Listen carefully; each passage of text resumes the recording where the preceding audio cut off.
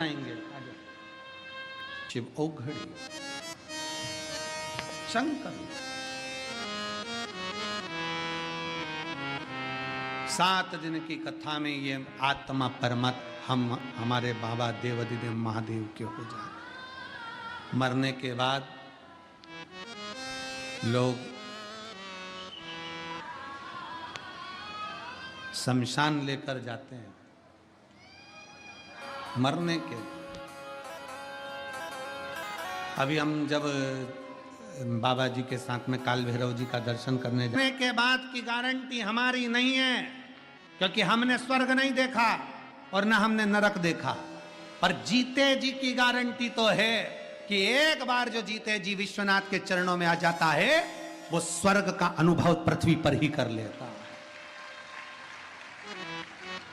इतना अनुभव पृथ्वी पर कर लेगा कि मैं बाबा विश्वनाथ की धरा से आया हूं, बाबा के चरणों से होकर आया हूं, मैं विश्वनाथ जी की धरा से मां गंगा का स्नान कर कर आया हूं। मेरे बाबा ने मुझे बहुत खुशियां दी है। यहाँ से जाने पर मेरी जितनी जीजियां, जितने मेरे जीजा, जितनी बेटियां, जितने मेरे बेटा, जितनी मेरी माताएं बैठी हैं, मैं आपसे निवेदन करूंगा यहाँ से जाने के बाद अपने घर पर जब जाओ इतने प्रसन्न दिखना कि घर के लोगों के मन में भी आ जाए ऐसा कौन सा कुबेर का खजाना लेकर आ गई कि ये काशी से आने के बाद इतनी मुस्कुराने लगे। पर ऐसा भी मत हंसना कि घर के लोग तुम्हें कहीं के बाबा जोगी से झाड़ा लगवाने ले जाए, ऐसा भी ना हंसिएगा। हमने एक बार कह दिया कि घर जाकर खूब मुस्कुराना, तो एक बहू गई तो वो बिल्कुल बाल खुले गंगा नहा के गई थी और घर पे जाते से ही और यहाँ से यहाँ तक सिंदूरा और फिर उसको हंसने दो।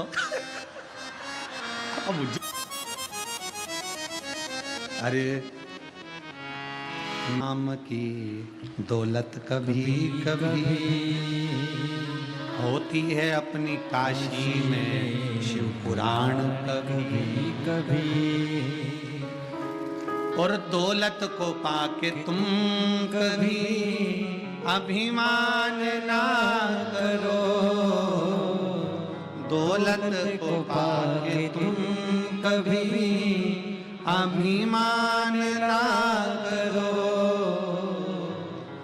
माटी में मिल जाती है दौलत कभी कभी, होती है अपनी काशी में शिव पुराण कभी कभी। बड़ी मुश्किल से मिली है। और काया को पाके तुम कभी अभिमान ना करो, काया को पाके तुम कभी अभिमान ना करो, और माटी में मिल जाती है ये काया कभी कभी, होती है अपनी काशी में शिव पुराण कभी कभी।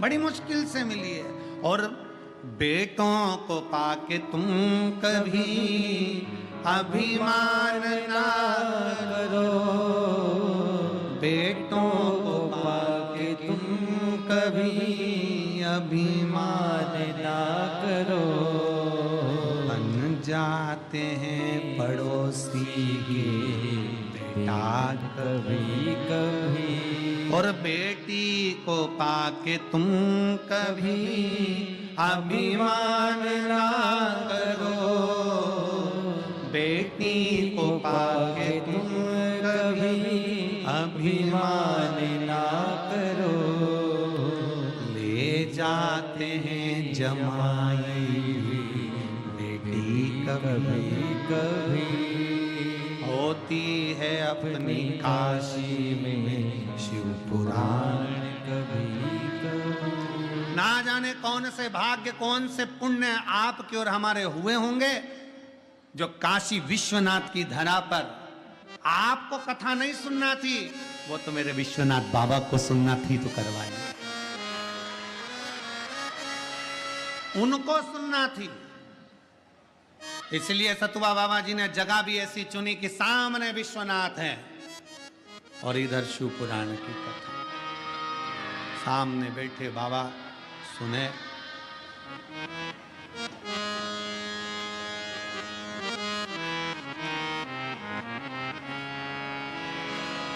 सामने बैठकर वो श्रवण कर। और इत शिव पुराण है, उत विश्वनाथ है, और बीच में गंगा बहे धीरे धीरे। ये शिव की उदारता है, ये शंकर भगवान की उदारता है, ये मेरे शिव भगवान की, मेरे विश्वनाथ की उदारता है, ये उनकी करुणा है। जो विठलेश सेवा समिति ये तीसरे ज्योतिर्लिंग की कथा का रस तत्व ग्रहण करा रही है, ये भगवान शंकर की उदारता के बिना हो नहीं सकता, ये हो नहीं सकता। पहली ओमकारेश्वर, दूसरी पहली महाकालेश्वर, दूसरी ओमकारेश्वर, तीसरी विश्वनाथ। 12 ज्योतिर्लिंग का जो नियम लिया है समिति ने, उसको पूर्ण कराने वाला कोई दूसरा नहीं है। पूर्ण भी मेरा शंभू ही कराएगा, मेरा शंकर ही कराएगा, कराने वाला।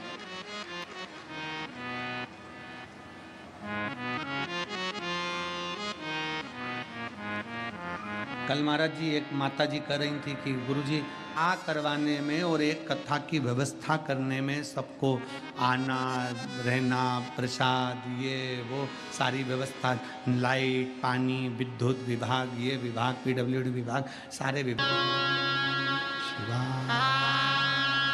नमस्तु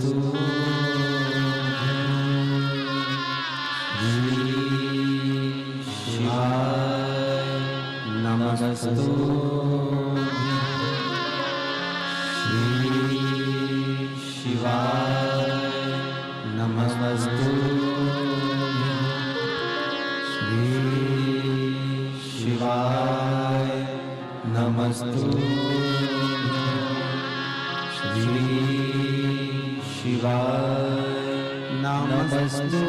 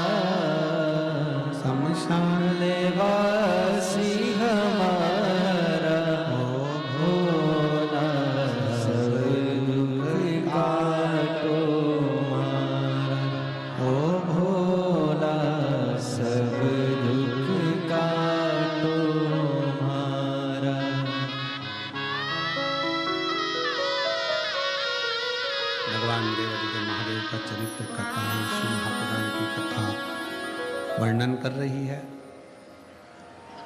देवऋषि नारद अपनी बहन ऋषिका के घर में जा रहे हैं भोजन के लिए। बीच में भगवान श्री नारायण उनकी प्रसन्नता देखकर उनके पास चले। अभी कथा में कहा कि आपके चेहरे की प्रसन्नता परमात्मा को खींच कर आपके पास लेकर आ जाए।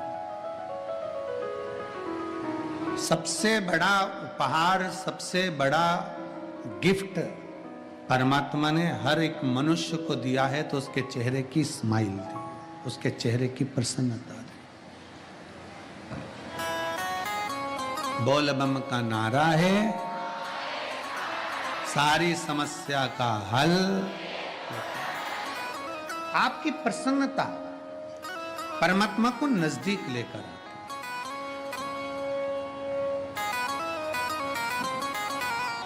खिलता हुआ फूल अच्छा लगता है या मुरझाया हुआ फूल अच्छा लगता है? जम के बोलो जरा। खिलता हुआ। तो आपका चेहरा भी खिलता हुआ ही परमात्मा स्वीकार करता। बासी फूल तो भगवान के पास से भी उठाकर विसर्जन में डाल दिए जाते हैं। उसी तरह आपके चेहरे की प्रसन्नता, आपके चेहरे की स्माइल, आपके चेहरे की खुशी परमात्मा को करीब में लेकर आती है।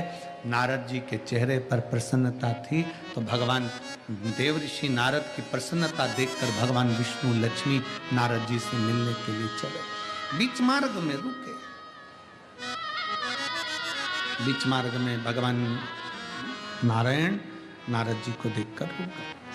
पूछा, नारद आज आपके चेहरे पर बड़ी प्रसन्नता है, बहुत खुश हो रहे हो आप, आपके चेहरे की इतनी प्रसन्नता कारण क्या है? क्या कारण है जो आप इतने प्रसन्न नजर आ रहे हो?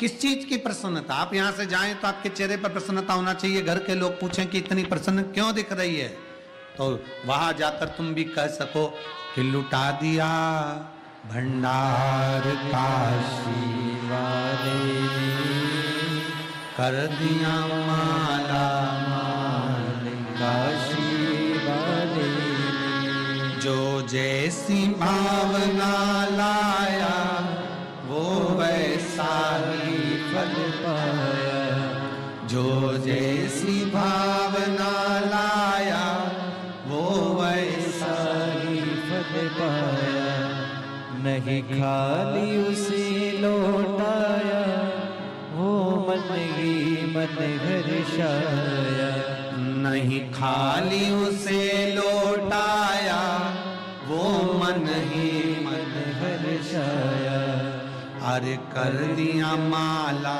माल काशी वाले ने, लुटा दिया भंडार काशी वाले ने, कर दिया माला माल काशी वाले ने, लुटा दिया भंडार काशी वाले ने। आप यहाँ से जाने पर, घर पर जाने के बाद आपके चेहरे की प्रसन्नता कोई पूछे कि तुम इतनी प्रसन्न क्यों हो, तो उसको बता देना कि मेरी प्रसन्नता का कारण मेरे देव अधिदेव महादेव को मैं अपने मन की बात कहकर आ गई हूँ।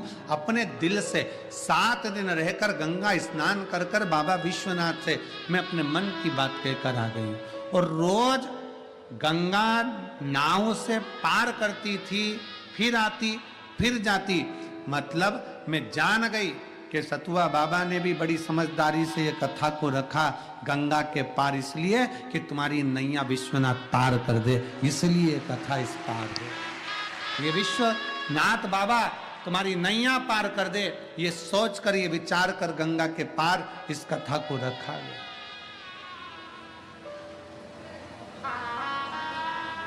प्रसन्न रहो, खुश रहो।